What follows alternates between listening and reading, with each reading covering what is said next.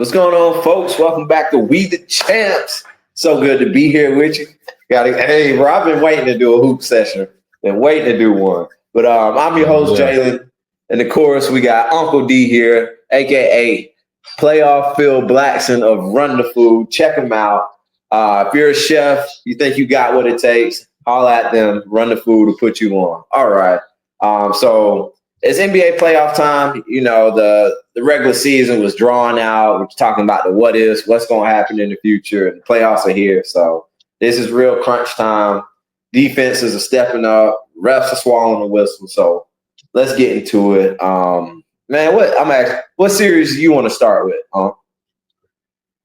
Man, Any series. We might as well lead off with the Lakers. Yeah, man. Let's lead off with that. All right. So there's no bias here in this discussion, y'all. I can't promise that, actually. All right. So the series tied 1-1. I took the Lakers. Most people took the Lakers to win this series. But I do believe we just underestimated the Timberwolves just a little bit. And I think now, Lakers, the team and the fan base are like, we're waking up a little bit thinking, because really evaluating the Timberwolves and saying, okay, they're really a force to be reckoned with. After that first game, Lakers came out there sleep. They didn't have the intensity, and they just beat them to the ball. What did you think about the first matchup? First game, I think people forgot like last year how deep the Timberwolves went in the playoffs, and they were the number 2 team in the West all year last year. And then let's not forget, Anthony Edwards is still honestly with top 10 players in the league. If you look at him like statistically, the way he plays defense, and he shows up in the playoffs, man. Like regardless of what anybody says, Anthony Edwards shows up in the playoffs. And then people forget about Julius Randle. Julius Randle is you can't say he's a clutch player, but still, man, he was all NBA for like 3-4 seasons. So Minnesota has a good team. I think that they really match up well with Lakers because the Lakers have no height, their big men are struggling. Yeah, it's a matchup of length and athletic ability versus skill and shot creation. Yeah, you're right. I'm watching, I almost called him Max Christie. I'm watching the game, and it's just like, what's Hayes, bro? He just don't got it, bro. He just a body out there, bro. He's a top 10 pick too, man. Really? He's like a Kent Bazemore, bro. He's just out there. I mean, honestly, this shows, man. I was thinking about it last night.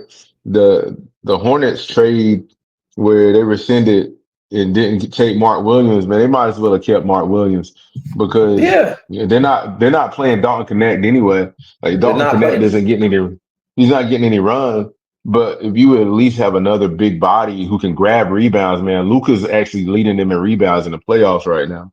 So, I mean, Mark Williams, I'm not saying that he's like Mutombo crazy defense, but I mean, he still could cause more matchup problems. So the Lakers are going to have to address that this offseason. Yeah, big time. Remember that? Yeah, that was the main talking point, get the center in, and then you look at, like you said, Dalton Connect's not playing, and the free agent they picked up was Alex Len. Dude, he's not getting any tick in the playoffs right now. Right. He's just an emergency. He's literally an emergency backup at this point. They're going to have to do something, man. They're going to have to do something. I mean, but again, if you look at the way that last night, they were just picking on Rudy Gobert. Like the matchup, man, Luka was cooking, dude, man. He was just trying to cause a switch and just taking him off the dribble, like repeatedly. He was yelling down the court. He's like, shove him out, shove him out. Bro, crazy. Do you remember last season in the playoffs? The game winning where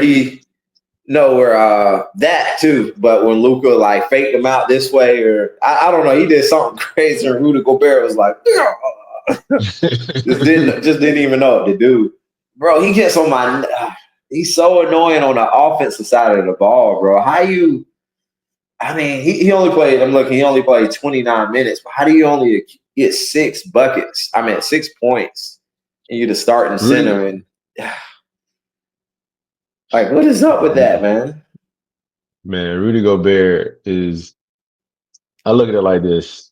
It's a good job that he's won some hardware, made some All-Star games.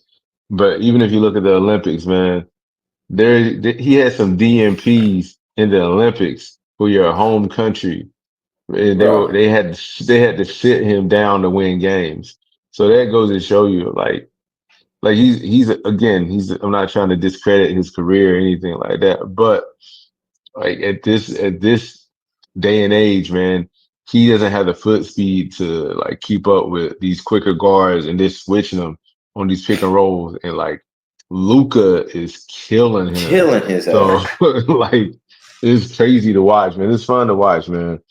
And then there's one thing, and then you look at the Timberwolves. One thing they do lack, I mean, unless Conley is on the floor, and then you got Ant developing into more of a playmaker, getting out the critical assists. I was watching last game, and then going back and watching the highlights from last night. Just there's some times where the guy's in the dunker spot.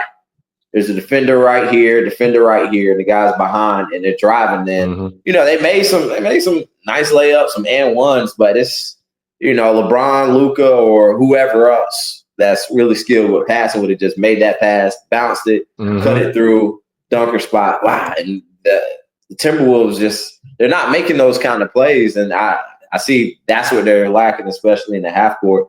And then having Rudy Gobert, like. We don't even know if he'll catch the ball. So that's just, dimming their confidence into making those kind of plays. And that's going to be the difference in the series, I believe. Naz Reid is really, like, they're lucky they have Naz Reid. Like, coming off 6th man of the year last year, like, really able to, like, cover up the deficiencies of Rudy Gobert. I'm also really surprised that this year they didn't really take the time to develop Rod Dillingham from Kentucky, who like was a crazy playmaker, for Kentucky last year. Their top 10 rookie pick that they had, Rob Dillingham, who honestly should have a bright future in the NBA.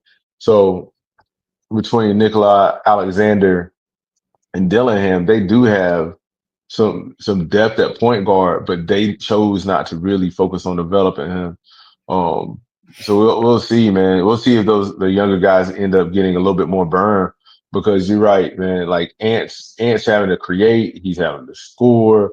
They're really trying to keep the ball out of Julius Randle's hands, so he's not dribbling 1,000 times on possessions, but playing like a big man the way he did last night, like 27 points. Yeah. But it's a good, fun matchup. I mean, they're very contrasting, so it's going to be a good series to watch. And then one other thing, down the stretch, man, I want more from Rui. Like I know he's more of like kind of a finesse forward, but I need some more. Macho. I need a little bit more macho from Rui, man. He's a big guy. You know what I'm saying? And like we saying, the Lakers we lack that effective center. You know what I'm saying? So we need Rui. Yeah. I want to see him out there in games, just getting to it. I want him to have a double-digit rebound game. That's what I would like to see from Rui. I don't know about that one. I don't know about that. But I mean, Rui is a capable player, man. Rui's solid. I'm not gonna say he's an all-star or anything like that, but he's a solid positional role player. Hopefully, the thing is, they haven't even had a really good game from Austin Reeves either, who's like known around the league. He's the 3rd best option in the NBA on any team, man. So, and he shot pretty bad last night. Decent points, but from downtown, like I think he had an 0 for night. So looking at Austin Reeves, and that's not going to happen. That's not going to happen again. LeBron hasn't played that great either. So like again, the Luka effect. Luka's carrying them right now. Almost, he was 1 assist away from a triple double last night, or 1 rebound away from a triple double last night. So I mean, Luka. This is Luka's first playoff series with the Lakers, so we'll see how they can carry on throughout the series and hopefully make it to the next round. Right. He just came to the team this year. So, it's a lot to look forward to in the future. And another thing, I'd like to see Luka and LeBron attacking Mike Conley a little bit, just bullying him in there, or like DiVincenzo maybe. DiVincenzo, putting them in jail. Strong, bro. Conley's strong, man. Like people forget, man. Conley is like all defense. All defense. Yeah. So I mean, it's a little different from picking on Conley because he's crafty and he's got some strength. DiVincenzo, you're right. I mean, they should be able to switch off on him. And then honestly, I'm telling you, I think Austin Reeves can give him some work. Like it's a time when if LeBron's shot's not falling, like they need to put the ball into the best non-African American backcourt in the NBA. Bro, Mike, in the last 20 years, bro, it's the best non-brother backcourt they had in 20 years. So they can get the ball in my boys' hands and let them cook. So now another thing, something I haven't seen anybody talk about recently that I thought was pretty interesting. So in the first game, Ant shot that three and made a gesture to Luka. Then before the game in the warm-ups, Ant came over there talking trash. Luka pushed him. It wasn't like a malevolent push. It was just like, man, get your ass out of here. Yeah. And then Luka scored on Ant and went, and won. So I don't know, bro. I think that's interesting. That's fun if they have a little rivalry. You're looking at two perennial top players in the league, roughly close enough in age that can be rivals for years to come in the league. So I'd like to see something like that generate out of those two. I would love to see that, man. I think both of those guys are players that love to talk. You know what I'm saying? There's some players that when they start talking and it throws their game off. Those two guys feed off of it. And so the energy that they give each other like is great for the NBA, man. I love that. Like they're not like enemies, but then again they're not buddy. And I think that's really what the league needs right now, It's like they're gonna talk that shit, but we still respect each other. You know what I'm saying? Yeah, 100%. In that case. 100%. It's not gonna be like Draymond and everybody. That dude, punching dudes, man. All right. So next up we have, which I think this is the best series as of right now. So you look at the Wolves and Lakers, we're going to see some back and forth. However, both of those first games were arm's length games. With the Clippers and Nuggets, both of these were down to the wire. Like these first two games have been tight. Dude, this is balling. And my take on this is I feel both teams are evenly matched, honestly. It's coming down to who's going to make the least amount of mistakes, because both games I've seen them sloppy with the ball, just making bad passes getting jumped, especially on the Nuggets end. And also, Aaron Gordon missing a dunk. I'm just like, what are we doing here? Aaron Gordon, you're known for being a dunker. That's part of your that's part of your NBA brand of who you are. And What did Michael Porter Jr. do last night? Nothing, or the night before? Nothing. That's been. I think he was playing well. He was playing well. He got hurt at the end, so I think the coach was going to go with him in crunch time until he got hurt, and brought in Westbrook. So they're playing two, alternating those two at the end. Yeah, man, but that's crazy, man. He had a clutch three. He had a clutch three at the top of the right wing. Yeah, he had to, because after game one, when he laid an egg, man, like people were coming for his neck. That dude makes $40 million a season, and then they couldn't play him at the end of the game. And you having to play Russ, who's only 6'3", and you're 6'10", and you're not playing no defense. So that's the biggest problem. I'll say like Russ, the difference with Russ is at least he's hustling. I think Russ is actually going to be an X factor in this series, man, because he's playing with so much heart. But then again, and I'm not even trying to put this out there for anybody, man. Everybody on the Clippers has a history of injury. So um, we'll see how the series plays out, man. But this might be why Kawhi didn't play in the Olympics, man. So he was trying to rest his body and make that run with my man Slim Harden, um, just making that run for a championship. So it would be interesting to see if Joker can will his team against a Clippers team that has arguably the best coach in the NBA. Because Ty Lue makes crazy adjustments. Yeah. Zubac is balling out this year. They just look like a very well-rounded team. So like they're number what, 6 seed, but there's really not much difference because in the standings they're separated by what, 1 game. So they're super evenly matched teams. Yeah, I agree. I believe this, like I said, this is going to be back and forth. Definitely that Clippers have the coaching advantage with Ty Lue. I don't even know who the interim coach for the Nuggets is. I've heard his name a few times, but that Lue's experience is going to trump that, and that could be the trump card in the series. Is Ty Lue on the coaching end for the Nuggets.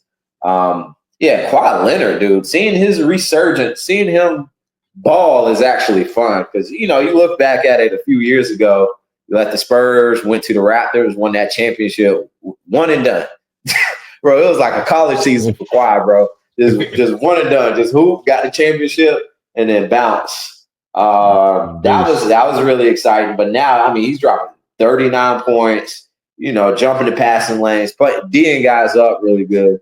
The only thing is they're playing off of his – one thing Kawhi's never been really known for is passing the ball. If you look at his career assist numbers, they haven't been too high.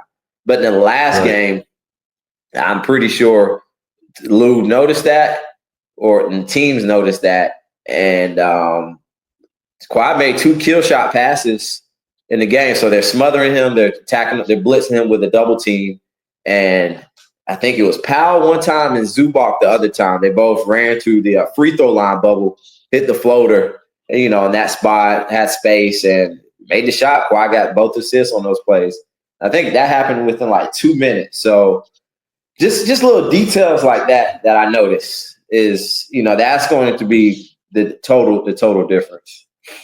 So with Kawhi, man, I think he's a capable passer. He just there's never a skill that he had to like highlight. So best defensive guards of all time, lockdown defender, clutch player. You're right. We haven't seen Kawhi play like this in like four years. So it's easy to forget how great Kawhi is, after that failed Paul George experiment and swap him out with James Harden, which is surprising how well that trade out worked, with that one season that all 3 of them kind of had together dealing with those injuries. But Harden was balling this year, right? Harden balled this year. Between Harden and Kawhi, I mean, they both averaged 24, 25 points this year. So, I mean, shout out to the older vets that are balling out this year for the Clippers. But again, the Nuggets, they're supposed to have the best player in the league on their team. So I want to see what the Joker does going down the stretch in this series. For sure. And I mean, I'm looking at the lineups here. Other than like Westbrook from the bench, are they getting quality minutes from anybody? They bring Peyton Watson in a little bit. Yeah, dude, these teams are going to ball to the optimum. I think they're going to miss Coach Malone, man. Yeah. I think they're going to miss Coach Malone. That's why I like that.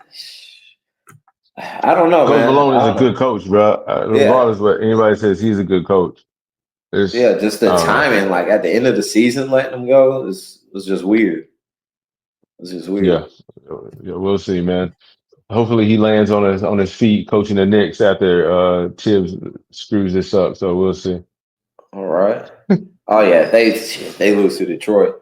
All right, so we're staying out west. The Warriors and the Rockets. That's the next best. Is it the next best series? Because we got the Pistons and the Knicks too. We're going to get into that. But the Warriors and the Rockets is an exciting series. You got the old heads versus the young bucks in this one. As we saw, game 1, game 2 is tonight, I believe. Game 1, Curry erupted. I mean, dude, that was just classic Curry, bro. Like I'm so glad like Butler came and we're getting to see Curry in high stakes, rewarding games and just balling out, man. I mean, he was getting smothered, double teams, just still pulling up, knocking those threes down. Straight up Olympic Curry. You know what I'm saying? Like pretty much same shots he was hitting in those games. The same. Like, and then don't forget the one of the whichever Thompson twin that is I mean they throw me off. But that Thompson twin is one of the best defenders in the league, you know? Yeah. Curry's is still doing work, and I don't know, man. It's exciting to watch them just ball out in the playoffs. Watch playoff Jimmy giving people work. Like again, that's what Jimmy Butler does. Like, he balls out in the playoffs. So they show. I mean, that's why they made that move. And then again, I know we second guess losing Clay. Yeah, they lost Clay, but right now at this point, man, I would take Jimmy over Clay. Absolutely in this league. So I mean, it's going to be a good series. And the Rockets are young, man. So I don't know, man. We'll see. Fred VanVleet. I don't know what he's going to do. They're gonna run them some games because, like I said, we got the savvy vets like the old heads: Curry, Jimmy, Draymond. They're all in their mid to upper 30s at this point. Mm-hmm. They've been in this position. I mean, multiple rings with the Warriors guys, and Butler's been to the finals twice, so he's had these journeys. He's seen how it works. I'm not going to say they're going to take a game off, but they're going to feel it out, and maybe the Rockets, run them out the gym a couple times. Just it's like that. A natural game like that might happen. Get just the transition. The Rockets come playing out hard, and like I said, they're not too experienced, so we can see that happen. But it's that half court ball, man. They're not great shooters. And then I've seen. What's up? Go ahead. Yeah. Go ahead. I'm just saying I haven't seen. There's not a lot of games that I've seen with a Jimmy Butler playoff team where they run out the gym.